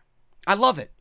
But I'm going to stand with AEW on Wednesdays. Because WWE, like I said, they're always going to be there. WWE has their own streaming network. They have their own streaming service. I could watch NXT anytime. I have DVR. I could watch NXT anytime. And no matter how much I love NXT, and you all know that I'm an NXT mark, I'm going to support AEW because they need our support. NXT doesn't need our support. Because like I mentioned, they would have been there without AEW in the ball game anyway. So WWE made it pretty easy when they announced that, yeah, NXT's moving to the USA Network, but we're going to have NXT on the WWE Network the following night on Thursday at 8 p.m. And you can catch the whole show. Whether it's going to be commercial free or not, I don't know. I hope so, because I don't want to watch and sit through commercials. But I'm standing with AEW because I think everybody needs to support them. The wrestling industry, the wrestling business, the business for the wrestlers has been better off with AEW. People in pro wrestling in general, people in WWE have AEW to thank because without AEW, they wouldn't be making 25 to 30% more than they were making previously. AEW is the defining factor as to why everybody in the WWE locker room is now getting more money than they rightfully deserve. So they have AEW to thank. AEW is going to be a new home for people to go to. A new promotion for people to find work in. A new promotion to hopefully find an opportunity in. And it's paying off already. Look at Dustin Rhodes. Look at Shawn Spears. Look at Pac. And look at what it's done for Jungle Boy, who is a relative unknown. Look at what it's done for Luchasaurus. He's one of the most over guys in pro wrestling, period. He wears a fucking dinosaur mask. They're about to embark on a tag team tournament in which I think they are the rightful winners of that tournament. AEW is going to be a great thing for pro wrestling. I wish people would understand this. But NXT lost 200,000 viewers. Almost 200,000 viewers. Don't know why, don't know how, don't know what people were thinking. And this is what I mentioned. They have to be consistent. It'll go up next week. I think the ratings for NXT and AEW are going to be neck and neck on that first week. I really do. If NXT is pulling in what they did on Wednesday, which was, I believe, what was it? The ratings were 1 million, just above 1 million. Those were the ratings on September 25th. That was it. I don't know what happened on that show that people just tuned out. I don't. This is down considerably from last week's, which was a 1.179 rating on USA Network. It's crazy. Suits, the final season of Suits, which is the reason why WWE had NXT only air an hour for the last 2 weeks. The last episode ever of Suits brought in 860,000 viewers. That's a lot of rating for a show that I've never really dedicated myself to watch one single minute of. So, the USA Network wants WWE on their station. The ratings for this show were down 173,000 from week 1 to week 2. It still pulled in over a million. It still pulled in more than the USA Network original series Suits. I don't know what happened. But I think that's where the ratings are going to be consistently for NXT. I think AEW is going to be right there with them. I would not consider AEW in week 1 coming in less than NXT a loss or a failure. I would not. In fact, I've went on and mentioned that you shouldn't even consider the ratings a thing. You should not be concerned with the ratings about AEW and NXT. Just enjoy the shows. It's 4 hours that we deserve, 4 hours that we're getting gifted to us on Wednesday night to make up for all the years of shitty fucking booking and shitty shows on Monday and Tuesday. Look at it that way. You're not reaping any benefits monetarily from AEW or NXT. You're not going to be losing sleep over AEW winning and NXT losing in a week. And you're not going to be losing sleep over NXT winning in a week and AEW losing. You're not. Why would that even bother you? Just enjoy the shows. But I do think that at the end of all this, AEW and NXT are going to be neck and neck. This is a clear indication that there was going to be a drop-off, and there will continue to be a drop-off. It's going to happen with AEW as well. The ratings I could see fluctuating back and forth every single week. It's going to be a great thing. It's going to be a great thing, but that's not good. That, at first glance, is not a good thing for NXT. So we're going to monitor that, and we're going to see how they do starting from next Wednesday, going on in to the rest of the October month. It's going to be very, very interesting. I'm going to be very curious to see what they do because I love the product so much, and I've been hyping up and bragging that if you take a little bit of NXT and apply it to Monday Night Raw and SmackDown Live, that it would be a much better show, and I firmly believe that even to this day. But to lose 200,000 people, I don't know, man. I really don't know. So we'll see what happens next week, which I consider that show the official debut of NXT, but the ratings were down for week 2. Now, they could book a major situation on Wednesday's show. They got 4 title matches, a fourth one being rumored, but 3 officially confirmed for Wednesday. They could have a big title change to distract fans from watching AEW, which I would not be shocked by. But you got to think logically where that title change is going to come. They have Adam Cole and Matt Riddle right now, which I read that Adam Cole is quote-unquote injured. I don't know if it's a real thing. I doubt it is. I think it's per storyline. I even found out that the Velveteen Dream's injury was storyline. So he's not really that injured. Might be a little bit banged up, but he's not going to miss any in-ring time. Adam Cole reportedly is injured, which I doubt is real.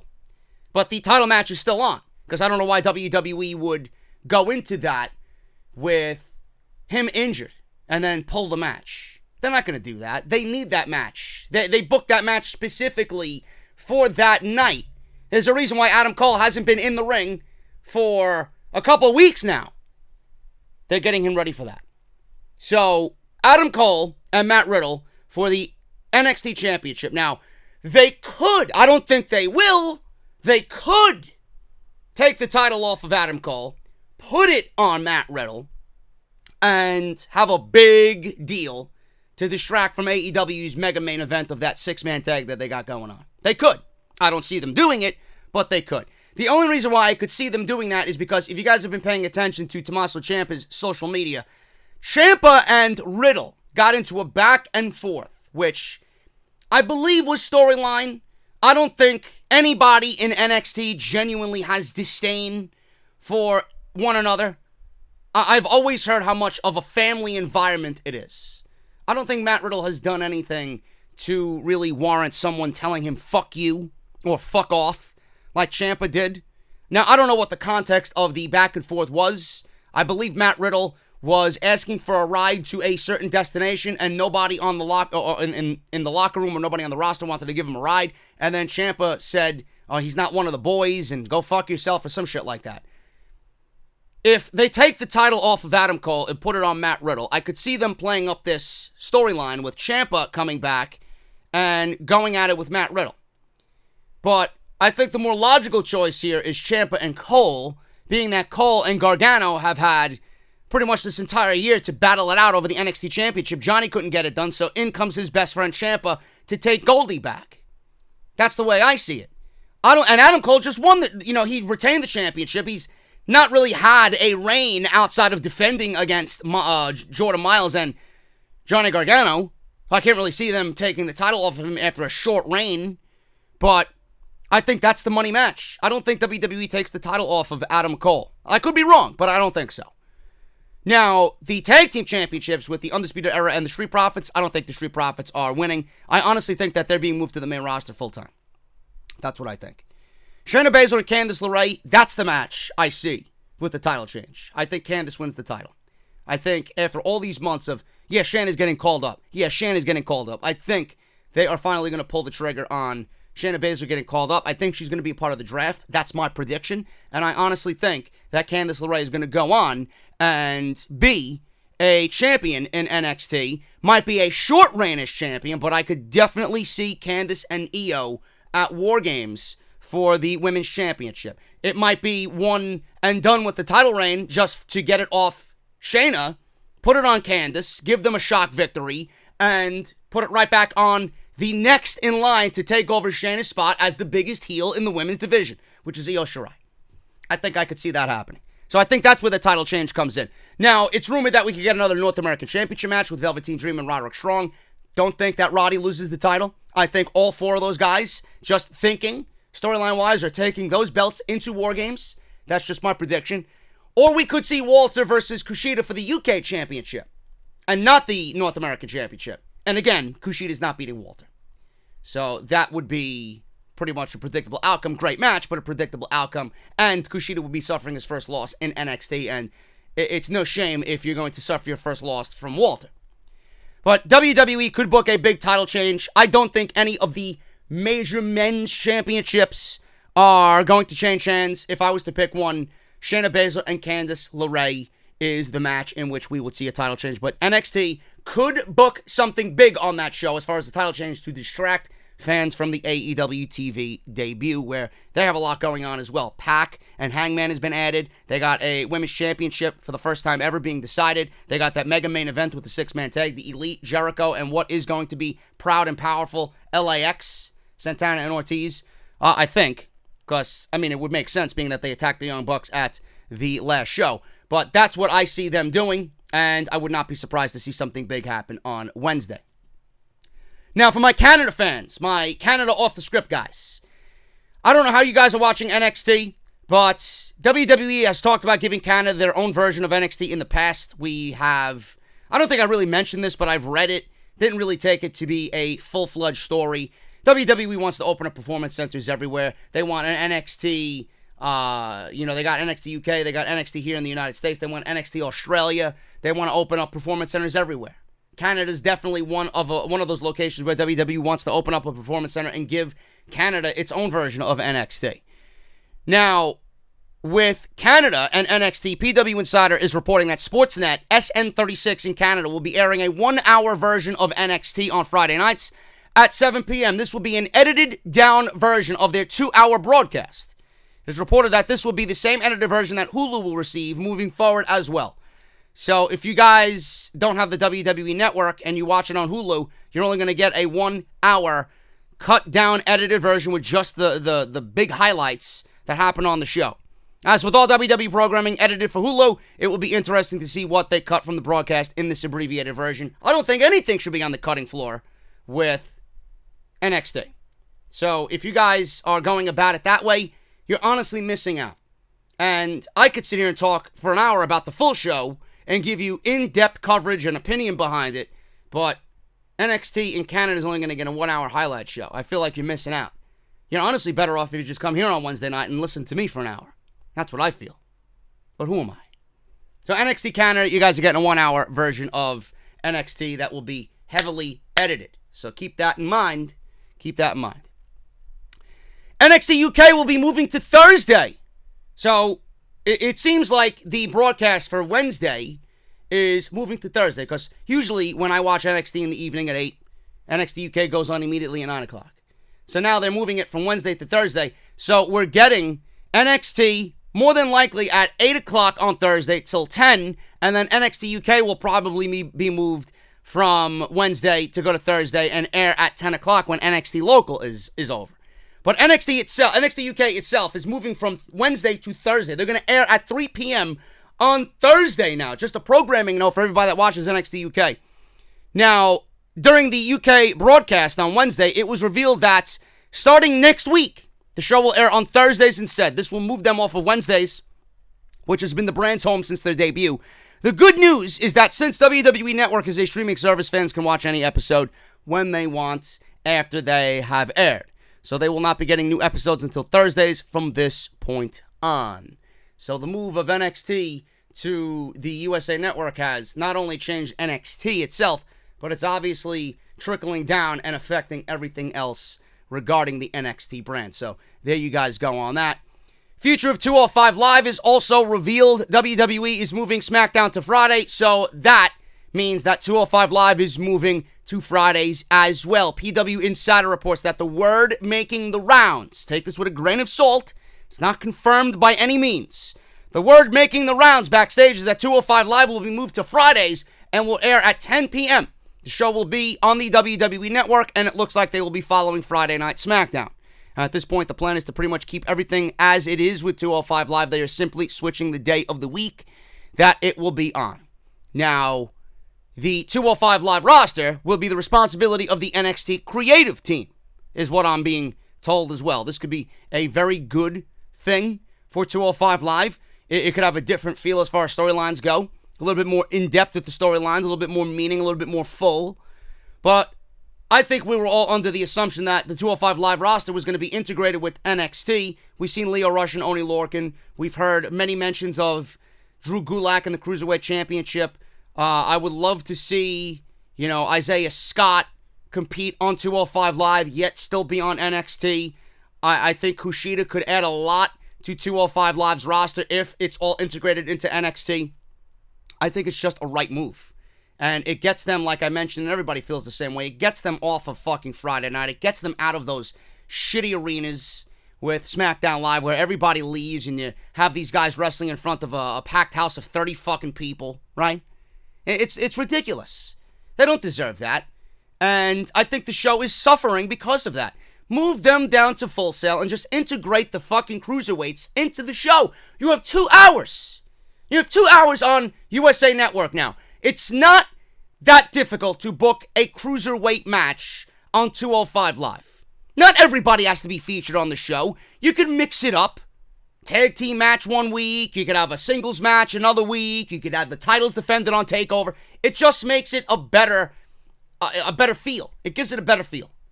And I honestly think in front of those people, that's the audience that they need to be competing in front of. Not this fucking shitty main roster crowd that don't know their hand from their ass. So, I would love if the future of 205 Live revolved around NXT and not around SmackDown Live. Because WWE don't treat them seriously. You don't see the Cruiserweight Championships on the main pay-per-view shows. They're always relegated to the pre-show. They don't really put any effort. It's just a nothing match. They treat it as a nothing match. I don't want it to be treated as a nothing match. Not after what we've seen Lio Rush and Oney Lorcan do for a shot at the Cruiserweight Championship. That was my favorite match on week 1. We need these guys to feel a little bit more important. Give back to 205 Live. Have them feel a little bit more important. Give back to the brand that you fucking created. Right now you're just throwing it out there and just, whatever, it's just another hour of television for the WWE Network. Meanwhile, you could use it to make NXT better, and you could use it to offset, using guys weekly. Which is a problem I have and a fear that I have that NXT is going to really, kind of be okay with in the beginning. And then as the kitchen starts to get hotter every Wednesday, they're going to be using superstars every single week because they're going to be in a situation where they have to. Where you're going to see Adam Cole every single week. You're going to see Velveteen Dream every single week. You're going to see Matt Riddle every single week. You don't need to see those guys every single week. Nor do I want to see them every single week. Because then their appeal slowly starts to fade away. And we felt that with Ricochet. We felt that with Finn Balor. We felt that with a lot of guys on the main roster who came up to the main roster and were just put out there every single week. And now we don't really care as much about them as we did before. So I think 205 Live being integrated into NXT is the right move. My original idea was to integrate it into Monday Night Raw and just have them go out there and kill it on Monday nights. But WWE clearly is not doing that. But what do I know? 205 Live, NXT, right decision. But right now, according to PW Insider, making the rounds backstage, that they will still be following SmackDown Live on Fridays and will air on the WWE Network at 10 p.m. Guys, before we get out of here, this was a packed show. Before we get out of here, I want to make sure you guys understand something. I love what I do here. The one thing that I take away from everybody, whether I meet you at a meet and greet or whether I meet you at a show or a convention, I love when you guys come up to me and tell me, JD, so-and-so loves your work. I love what you do as far as creating content and talking about wrestling. You're the truth. You tell it like it is. You pulled me out of a severe depression, or I was going through a family problem, and I always had you there to take my mind off things. I love that aspect. I will never not love that. The other thing that I love when I do this every single week is the fact that people think I'm negative. I'm not negative. And I'm going to take something that my buddy Jesse told me, is you don't lead with negativity, you lead with the truth. And I do lead with the truth, because I never want to lie to you guys. I never want to lie to you guys. I seen a tweet from John Draper from the Wrestling Suit, and I quote tweeted him on Thursday night. And Mish, his partner on the podcast, was belittled, berated, and talked down to because of his opinion on Renee Young. And I said, everybody knows Renee Young is not good in her commentary role. We love Renee Young. We want to see Renee Young on TV, but not when she is not good in a commentary role. It's okay to tell someone that they're not good at their job, that they're better off somewhere else. It's WWE clearly following an agenda. They put Renee Young there to fit an agenda. We know she's not good. You're using her in a role that she's not capable of fulfilling. You're using her outside of her strength. So now she's going to be using her strengths to her fullest ability on FS1 with WWE Backstage. And he mentioned in the tweet that everybody praised Renee Young. All these fucking idiots in the community, right? These positive idiots in the community who don't like to walk that company line. They don't want to say anything negative. They all praise Renee Young on commentary. How dare you? She's great, blah, blah, blah. Now they're all saying, yeah, this is a great move. Her being removed from commentary is a great move.